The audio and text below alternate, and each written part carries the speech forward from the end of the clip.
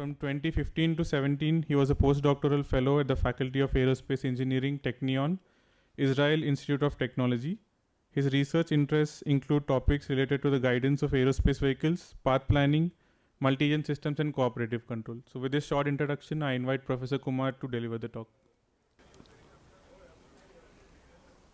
Okay, so thank you for the nice introduction, and thanks Professor Ratnu for organizing this event. So I will be talking about nonlinear guidance strategy with the terminal constraints, and to start with, we all know that the terminal constraint is important from different perspective. Like for example, if you want to destroy any ship or any building, then it requires interception from a particular direction. For example, if you have a ship hitting in this way, might lead to better destruction. Or if you are hitting from top to any building, it will be less effective. But if you hit from the side, building might collapse. And we have seen recent example everywhere. Other constraints could also be like a lateral acceleration constraint or field of view constraints. But there could be different applications, for example, depending on the mission requirement.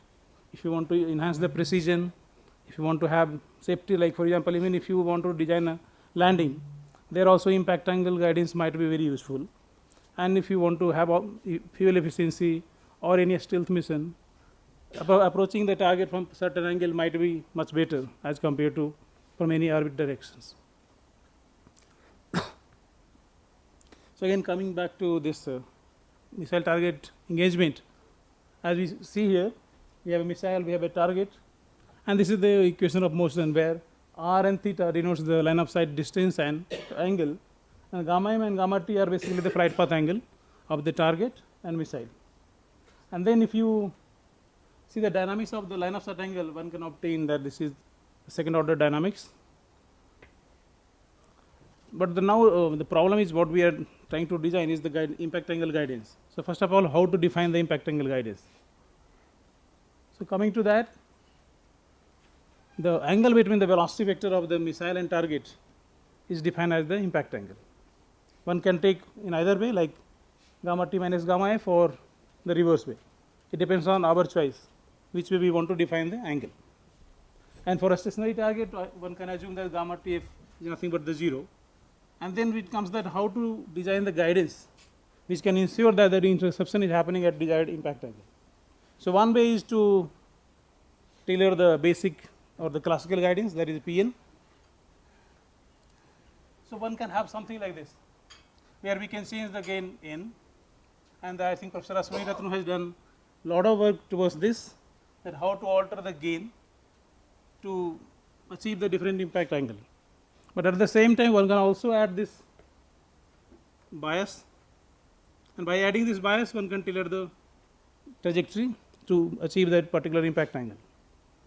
But again, when I started my PhD, then Professor Ghosh asked me that can we look at the approach which is based on the collision triangle to achieve this impact angle guidance. And that's how when we started, if you see this example, so collision course will look something like this. Two vehicles coming with no rotation in the line of sight, then they are bound to intercept after some time. And that interception will be at a particular angle. But now if you just see a rotated version of it, if you just rotate this line and see that it can be rotated at different way, and still if I maintain the same line of sight, then I am going to intercept at different angle, and all three are on the collision course. But what is the difference between these three different collision course?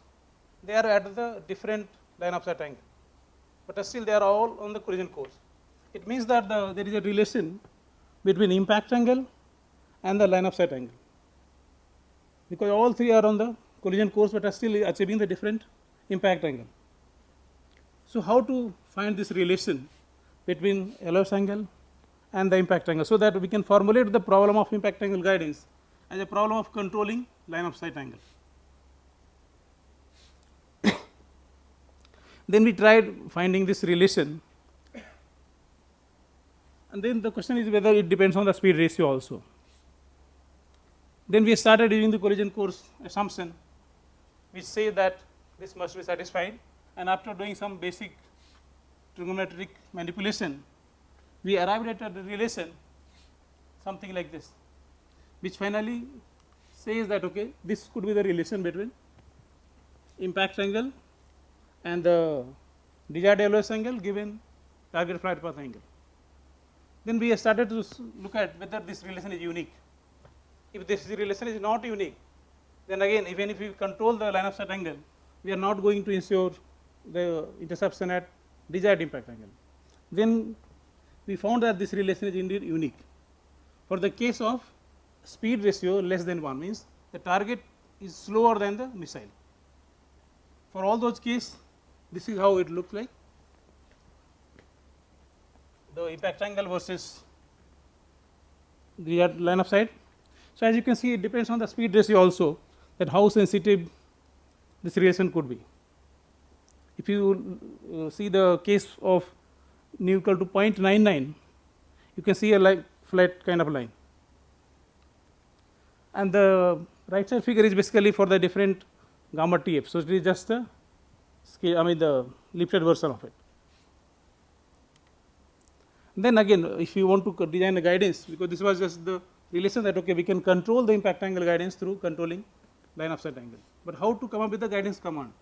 So one simple way would be, we want to control two things. We want to maintain the theta to a desired value, and we want to ensure the collision course. Okay, all these assumptions are based on the collision course condition. So we want to have theta dot also equal to 0. The moment we want both, one can define some switching variable like sigma, and if you are able to maintain sigma equal to 0, it means that error will be governed by this exponential convergence. And then after some time you will have both theta and theta dot goes to 0. Then again, after doing some basic computation or basic manipulation, one can arrive at this guidance law, which is very similar to PN guidance. If you see, this term is very similar to PN with navigation constant 2, and then we have this term which controls the angle. But again, the problem here is you have this kind of convergence, which may not be acceptable in some cases, because it is exponentially. Only when t tends to infinity, the error can go to 0. Then we came up with another surface which can ensure the finite time convergence. So here we can tune the alpha and k to come up with the desired time of convergence, but still it depends on the initial condition. So we can manage that, and then in this case guidance command would be something of this type, which is again in the form of Pn, where navigation constant can be thought of the term in bracket. So in all these cases, again things are leading to just like a Pn class of guidance. And these are some of the basic results which we got during my PhD time. So that it is able to intercept the stationary target from different heading, different angle, even for the moving target and maneuvering target. But again, all these things were just for the case when speed of target is less than missile. What will happen when you increase or you have the high speed target? So that was the question which was still unanswered. Then I asked this same question to one of my PhD students, and Professor Ghosh was always asking me that you have all you have done is for 2D. Can you extend it for 3D? So he joined, he's my student. So he joined for the first time, so he's the first student. So I posed exactly same question. Can you come up with a 3D relation for this thing? And then he solved this, and not only he solved for 3D, he also solved it for high speed target, which again I'm going to show here. So now we have the same scenario, but only the difference is now target is or Vt is larger than Vm. So what will happen in this case? So again here we found that okay, if we want to have a collision course, then this condition must be satisfied. The sigma t must belong to this region. Else we are not going to have interception. And here again we have the same impact angle definition. And then you can express this desired, the target lead angle using the similar relation. But the problem here is, if you have a, or I would say the better thing here is, for again, when nu is less than 1, this relation also boils down to the previous one. But when you have nu greater than 1, then we can see that, okay, still we can have interception, but we have to take the sigma Tf in the different quadrant. Because from every quadrant it may not be possible. For example, if target is of larger speed and moving in this direction, and if you chase from behind, you are not going to catch the target because he can run faster than you. So only when the target is coming towards you, you might be able to intercept. And that was the condition obtained here also, that sigma Tf must belong to this region, either the minus pi by 2 to pi by 2, or this two solutions. So here we found that, okay, we should take the sigma Tf given by this expression pi plus that term, because it must be in second and third quadrant. The sigma Tf must belong to second and third quadrant, which means that it is coming towards you. Then we can have the interception. Then here we found that, okay, for the case of nu less than 1, except for the one case where you want 0 impact angle and the speed of target missile is same, you cannot have interception. Else you can have interception from all cases, for the case when nu lies between 0 and 1. But for the other case, we have like we don't have 1-to-1 solution, but now we have 2-to-1 solution. What does that mean is like, for every line of sight angle, you will have exactly 2 impact angle. So if you are on the collision course with a particular LOS angle, you are going to be on the one of the 2 collision course. It can correspond to 2 collision course. So the relation can be seen like this. If you just draw any line, horizontal line, you will see that it will intersect at 2 locations, and those 2 are the corresponding impact angle. But what does it mean? How can it have the 2 impact angle? So that's the question. So these like 2 different types of collision course we can have for the high speed target. Either it can go in head on mode, or it can go in head pursuit mode. So basically head pursuit mode is nothing different. You just go and stand in the path of the missile, and the missile will come and hit you.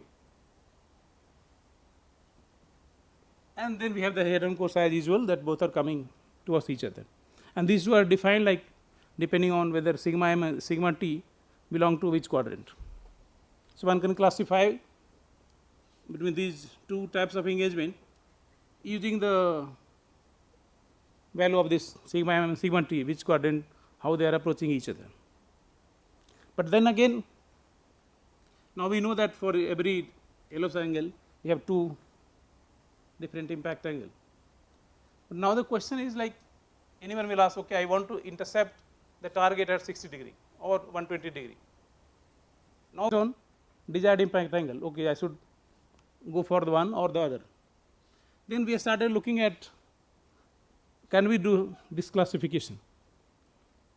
Then again we found that, okay, sigma m equal to plus minus pi by 2 will be the boundary. And again, after some basic trigonometry manipulation, we found that, okay, depending on this impact angle, we can classify that whether it belongs to eta 1 and eta 2. Then we have to go for head pursuit, else we can go for the head on case. So these are the different classification here, that once you give me the impact angle, I can tell you like which engagement you should go for, whether you should go for head pursuit or whether you should go for the head on. And we have also shown the everything analytically here, but again in the time constraint I am not going into those detail. But again the thing is, now we know that, okay, for a given impact angle, let's say we want to go for the head pursuit, and then you might be starting from any initial condition, whether that will lead you to, I mean, head on or head pursuit, because all you will try is to go on the collision course.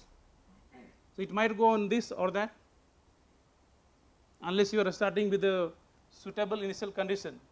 You might end up anywhere, because if you design the guidance command just to track the LOS or make the LOS rate 0, it has nothing like whether it should go in head pursuit or head on mode. That we have to decide. And that, so then for that we figured out that okay, if you start from the specific region, it will go to this side in the head pursuit, or else it will go on the head on. But suppose you start with the initial condition which corresponds to head on, and your impact angle is looking for okay, you should go on head pursuit. Then what to do? Then we followed exactly something similar which Professor Ratnu has proposed earlier, 2 phase.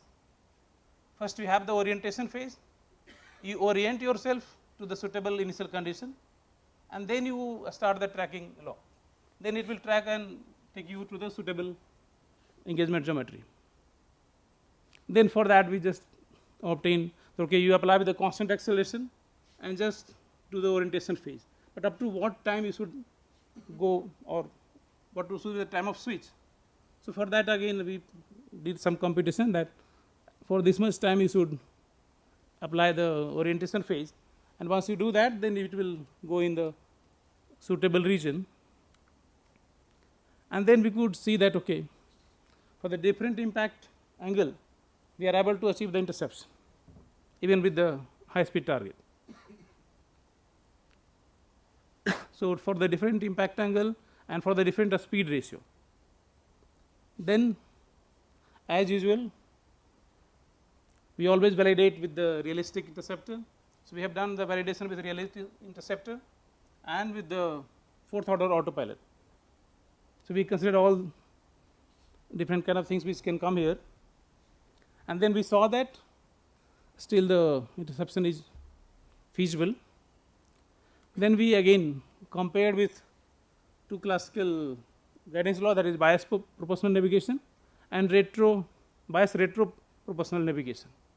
Then we saw that okay, in some case, as you can see here, in the first case all are able to have the interception, but they are not able to meet the impact angle criteria. But the proposed one is able to meet the impact angle criteria also. And in the bottom one we can see that the bias retropian is not even able to intercept the target for the given or the desired initial, I mean the initial condition and the desired impact angle. And then we started to look at okay, can we also talk about the sensitivity? For example, let's say you have some error in the achieving this line of sight angle. If you want to let's say 30 degree and you achieved only let's say 29 degree, you have 1 degree error. So how much error can be there in the impact angle? Because these two are related. So what is the sensitivity of it? Then we started looking at the derivative of this, the del n by, I mean del eta by del f, del theta f. Then we found that okay, then again the problem was that this number is very huge.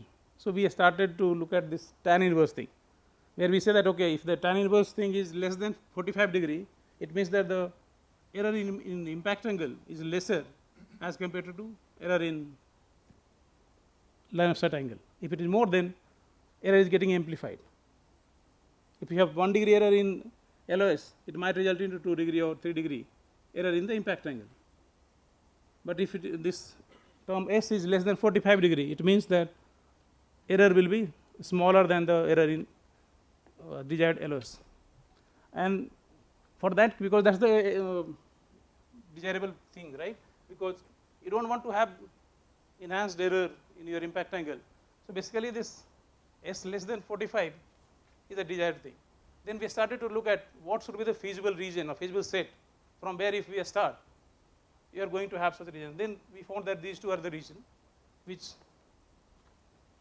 so we plotted this And then we found that okay, for this less than 45, in case of nu less than 1, means the target is of lower speed, you can have the whole region. As you can see that for the whole speed ratio, we have the option that we can have lower sensitivity. But the moment you go for the high speed target, as you can see that only this is a bounded region. So beyond a certain speed, it is not possible to have error which is less than your desired, I mean the error in your desired line of sight angle. So the high speed target has this limitation, but for the lower speed, we will always get lower error in the impact angle. Then again, as he started on the 3D, how to extend it for 3D. So we had all these basic parametric equations, and then again these conditions were already derived by Professor Ghosh in one of the early papers, which say that okay, we should have VR less than 0 and theta dot and psi dot both should go to 0 to be on the collision course, which corresponds to basically the bottom point A1. So we use this condition to come up with, but again here one more thing, how to define the impact angle in 3D. In 2D it was very clear that okay, you take the angle between velocity vector. In 3D we have different definitions. For example, someone say that okay, the error in elevation and error in azimuth, we specify these two angles. That can also result in particular definition, I mean the orientation. But then that has some problem because it depends on the angle of elevation. Then we define with respect to target frame itself. If I define two angles with respect to target frame itself, that is the psi dash and theta dash, then the direction of missile will always be unique. So with this definition, he found that okay, we can do the similar calculation and come up with these two desired line of sight angle. If we are able to track this, then again we can have successful interception with the desired impact angle. So here also he did the capacity analysis that okay, what are the feasible set of interception which we can have, which feasible set of impact angles. Then he found that okay, so it is like this. So for the given impact angle range, we can see that what should be the elevation angle of the target in inertial frame, which will lead to successful interception. So as you can see that there are some points which are very thin set. So he did for both, for a desired given desired set of impact angles and desired set of lead angle, and then we again designed some tracking law to come up with the guidance command, and we also used optimal control based that SDRE technique here to come up with another guidance law, and then we compared these two for the constant speed missile as well as the different realistic missile like 2-phase and 3-phase, and we have seen that the proposed guidance works for such scenario even with the realistic interceptor speed. Okay. So these are the, thank you.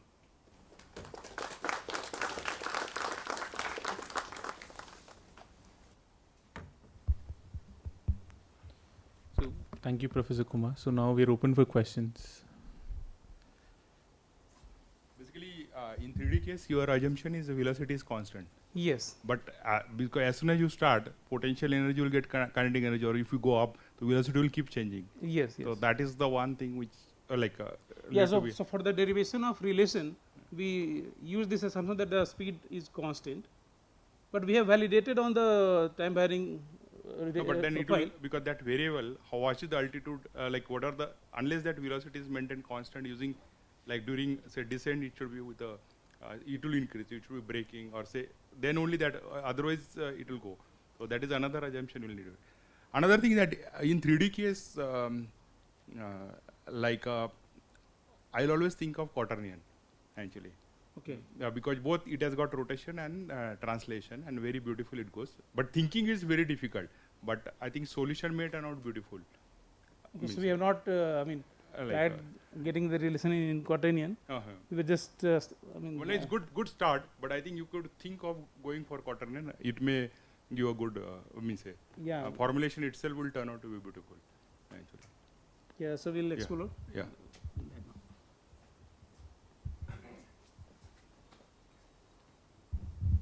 Sir, in 2D case, you said that we have only consideration for the angle. And in the 3D case, we have azimuth as well as the elevation, but that will lead to a problem. Mm-hmm. Can you elaborate why that? Yeah, so if you just take the, let's say for example,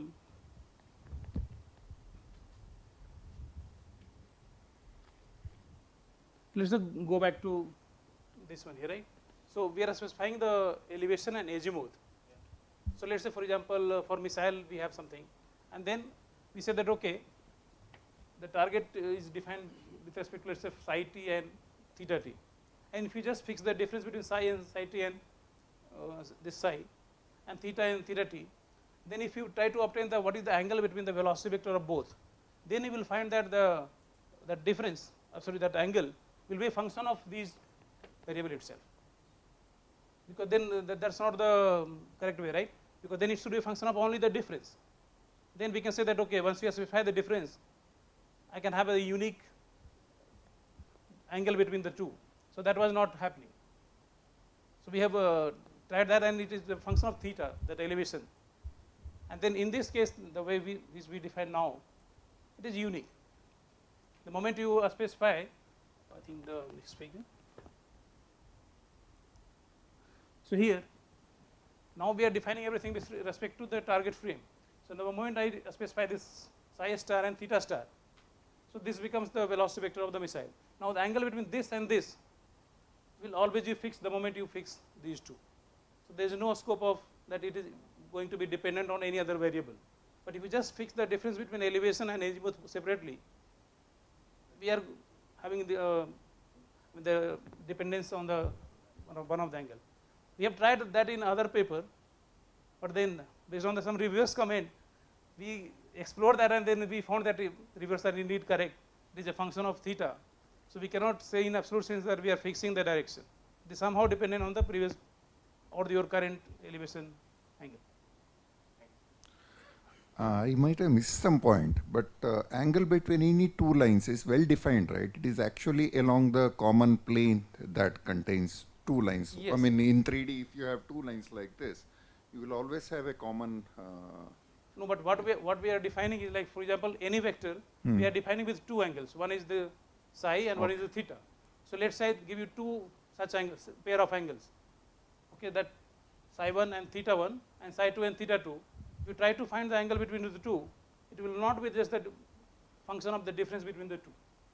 It will function of this theta also.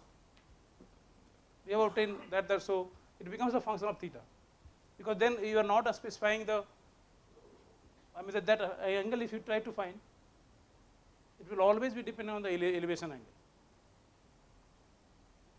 I'm not talking about splitting this thing, two projections between any two lines. Try to directly define the line. Yes. No, so if you have two lines, then the direction will always be unique. But what will be that angle?